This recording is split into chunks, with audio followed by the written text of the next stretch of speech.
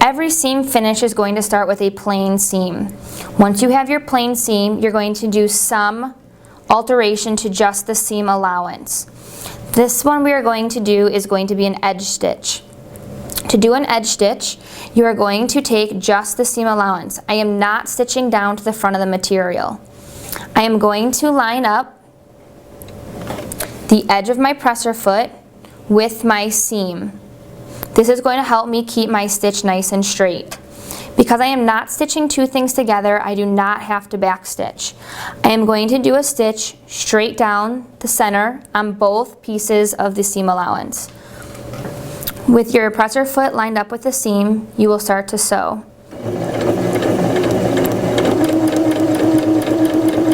The only thing you're watching is the inside or the outside of the toe with the seam to make sure it's nice and even.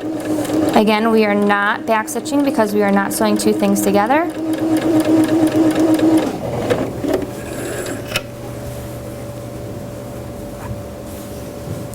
Here you can see the edge stitch all the way down, just the seam allowance.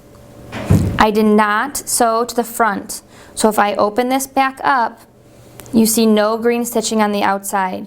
The application for seam allowances is only done to the seam allowance.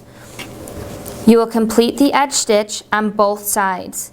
So once again, move the material out of the way. This is just the seam allowance. Line up edge of the presser foot with the seam and sew straight down.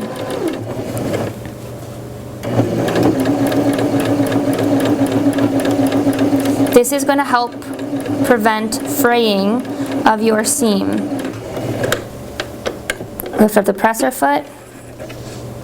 When I open it up, you can see the green stitching on both pieces of the seam allowance and not to the front. This will complete your edge finish.